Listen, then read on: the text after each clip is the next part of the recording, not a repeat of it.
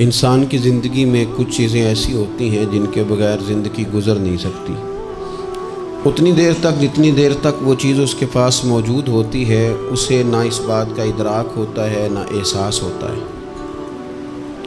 لیکن جب وہ چیز اس کے پاس رخصت ہو جاتی ہے، اس کے پاس کسی وجہ سے خدا نہ خواستہ وہ چیز موجود اور محفوظ نہیں رہتی، پھر اسے احساس ہوتا ہے کہ ایک بہت بڑی نعمت تھی میرے پاس، وہ مجھ سے چلی گئی۔ ہماری زندگی کے اندر بہت ساری ایسی چیزیں ہیں کہ اگر وہ ہم سے رخصت ہو جائیں، خدا نہ کرے، تو پھر ہمیں بڑی شدت سے احساس ہوگا کہ یہ نعمت کتنی بڑی ہے۔ آپ قوس و قزح کے رنگ دیکھتے ہیں، دھوپ اور چھاؤں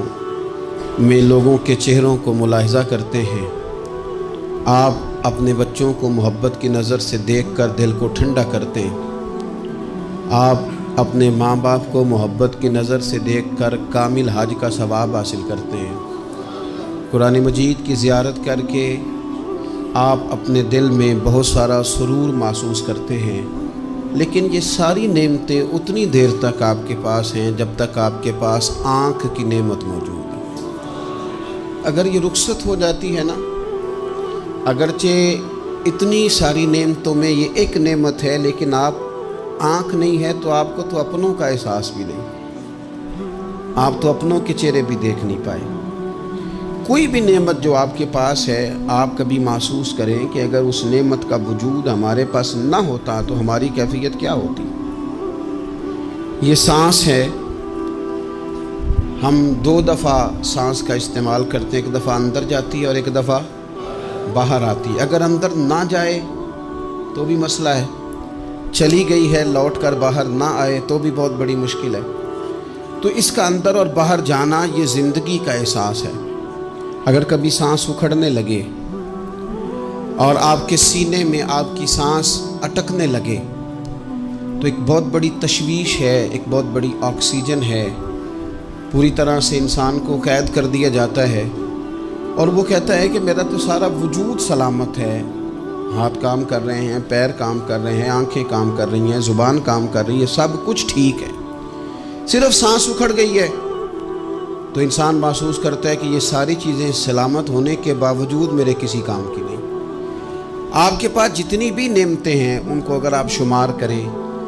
تو کبھی آپ کہیں گے کہ ساری نعمتوں میں آنکھ زیادہ ضروری ہے، کبھی کہیں گے کان زیادہ ضروری ہے، کبھی کہیں گے زبان زیادہ ضروری ہے، کبھی کہیں گے دل زیادہ ضروری ہے، کبھی کہیں گے روح زیادہ ضروری ہے، لیکن میں آپ سے عرض کروں ان ساری چیزوں کے بغیر گزارا ہو سکتا ہے، رسول کائنات کی غلامی کے بغیر گزارا نہیں ہو سکتا۔ کیوں؟ اس لیے کہ اگر حضور کی شفقت نہ ہو، نبی پاک علیہ السلام کی رحمت نہ ہو، وہ ابن القیم نے ایک جگہ پہ کہا تھا کہ یہ حضور نے ہمیں انسان بنایا ہے، یہ نبی پاک علیہ السلام نے انسانیت کے اسباق پڑھائے ہیں، اخلاقی رویے کیا ہوتے ہیں حضور نے بتلائے ہیں، اگر حضور کا کرم نہ ہوتا تو انسان ایک دوسرے کو کاٹ کے کھاتا۔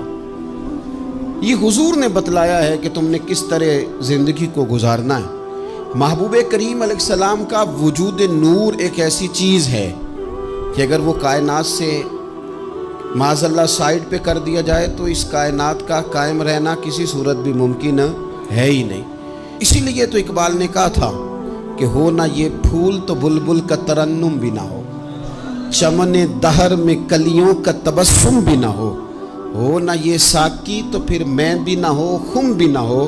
اور بزم توحید بھی دنیا میں نہ ہو، تم بھی نہ ہو۔ وہ بڑی بات کہہ گئے ہیں، میں نے بھی اس کو کوئی نہیں کھولنا، کہتے ہیں بزم توحید بھی دنیا میں نہ ہو، تم بھی نہ ہو، خیمہ افلاق کا استادہ اسی نام سے ہے، اور نبض ہستی تپش آمادہ اسی نام سے ہے۔ تو اقبال پھر ہمیں کرنا کیا ہے؟ کہنے لگے کرنا آپ کو یہ ہے کہ قوت عشق سے ہر پست کو بالا کر دے اور دہر میں اسم محمد سے اجالا کر دے، یہ کرنے کا کام ہے۔ اس رستے پہ آپ چل پڑیں میرے بھائی۔ پہلی امتوں کے آپ تذکرے پڑھ لیں، کتابوں میں موجود ہیں، سورہ اعراف کو دیکھ لیں، اس میں بہت ساری چیزوں کا تذکرہ کر دیا گیا ہے، اور بھی قرآن مجید کی بے شمار صورتیں ہیں، آپ ان کو دیکھ لیں، اس پر غور کر لیں۔ جب قومیں نہیں مانتی تھی، انکار کرتی تھیں، تو اللہ تبارک و تعالیٰ انہیں تباہ کر دیتا تھا۔ بات نہیں مانی، ختم ہو گئی۔ ایک مقصد ہے نا جس کے لیے کسی چیز کو بنایا گیا، تو مقصد تخلیق انسانیت کیا ہے کہ وما خلقت الجن والانس الا لیعبدون، جنوں اور انسانوں کو اللہ نے اپنی عبادت کے لیے پیدا کیا، اور ان کو جب عبادت کی دعوت دی گئی، جب انہیں پیغام دیا گیا اللہ تعالیٰ کی توحید کا، انہوں نے نہیں مانا، تو جس مقصد کے لیے بنایا تھا جب اس طرف ہی نہیں آئے۔ یہ پنکھا لگایا جاتا نا ہوا کے لیے، تو اگر پنکھا ہوا نہ دے تو اس کا کوئی چھت پہ کام ہے؟ اس کو اتار کے تو آپ سکریب والے کے پاس بھیج دیں گے، بھی ختم ہو گئی بات۔ تو مقصد جو تھا نا اللہ کی عبادت تھی، تو جب قومیں اللہ کی عبادت کی طرف نہیں آئیں تو اللہ نے انہیں تباہ کر دیا اور صفحہ ہستی سے مٹا دیا۔ اللہ تعالیٰ کے پیارے محبوب علیہ السلام نے کفار مکہ کو، قریش کو، عالم عرب کو، عالم انسانیت کو دعوت دی، وداعیا الی اللہ باذنہ وسراجا منیرا۔ اس منصب پر فائز ہو کر حضور نے دعوت دی۔ جب انہوں نے دعوت کا انکار کیا، حضور نے انہیں عذاب سے ڈرایا، اللہ کے عذاب سے، چونکہ حضور نذیر ہیں۔ انہوں نے یہ کہا کہ اگر آپ کہتے ہیں نا کہ ہم پر عذاب آئے گا تو پھر آپ وہ عذاب لے آئیں، ہم پہ آئے۔ جب کوئی آدمی منہ سے تباہی مانگے، جب کوئی شخص اپنے منہ سے یہ کہے کہ کر لیں جو ہوتا ہے معاذ اللہ، تو اگر تو سامنے والا کمزور ہو تو شاید وہ کچھ نہ کر سکے، لیکن یاد رکھنا کئی دفعہ کمزور ہوتا ہے تو کچھ نہیں کرتا، تو کئی دفعہ مہربان بڑا ہوتا ہے، رحمان اور رحیم کئی دفعہ کرم نوازی کرتا ہے۔ جب انہوں نے کہا نا کہ لائیں وہ عذاب ہے محبوب جس کا آپ وعدہ کرتے ہیں، تو اللہ نے کیا فرمایا؟ فرمایا وما کان اللہ لیعذبہم وانت فیہم۔ محبوب رب کی یہ شان ہی نہیں کہ انہیں عذاب دے، کیوں؟ اس لیے کہ آپ ان کے درمیان موجود ہیں۔ اے محبوب علیہ السلام، اللہ کی یہ شان نہیں کہ انہیں عذاب دے اس حال میں کہ آپ ان کے درمیان موجود ہیں۔ آپ میری بات کو سمجھیں گے، غور کریں گے کہ کافروں کے درمیان اگر حضور موجود ہوں تو عذاب نہیں آتا، تو قیامت میں جب حضور مومنوں کے بیچ موجود ہوں گے، مجھے کہہ لینے دو نا کہ اساں جے ہاں گناہیاں دا جدوں اعمال نامہ پھرول ہوئے، پھر ذرے ذرے نے سامنے آ جانے، جو جو منہ تھی بولیا بول ہوئے، اساں بھی کول حضور دے بیٹھ رہنے، لکھ عمل ترکڑی تول ہوئے،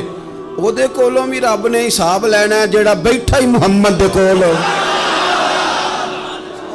صلی اللہ تعالی علیہ وسلم، او دے کولوں بھی رب نے حساب لینا ہے جیڑا بیٹھا ہی محمد دے کول ہوئے، جس کو کہتے ہیں قیامت حشر، جس کا نام ہے، جس کو کہتے ہیں قیامت حشر، جس کا نام ہے۔ تیرے دیوانوں کے لیے وہ دن تو جشن عام ہے، زیارت ہوگی نا حضور کی، تیرے دیوانوں کے لیے وہ دن تو جشن۔ اور ایک شاعر نے اور بات کھول دی، کہنے لگا ہر نظر کانپ اٹھے گی محشر کے دن، خوف سے ہر کلیجہ دہل جائے گا۔ اچھا جی پھر کیا ہوگا؟ ہر نظر کانپ اٹھے گی محشر کے دن، آنکھیں پھڑ پھڑائیں گی، کانپیں گی اور کلیجے پھٹیں گے۔ منظر ہی ایسا ہوگا، انسان اپنے پسینے میں ڈبکیاں کھا رہا ہے، حساب کا وقت آ گیا ہے اور سورج سوا نیزے پہ ہے، زمین دہک رہی ہے، تو کہنے لگے ہر نظر کانپ اٹھے گی محشر کے دن، خوف سے ہر کلیجہ دہل جائے گا، پھر اوڑھ کر کالی کملی وہ آ جائیں گے، پھر اوڑھ کر کالی کملی وہ آ جائیں گے، پھر اوڑھ کر کالی کملی وہ آ جائیں گے، ہر نظر کانپ اٹھے گی محشر کے دن،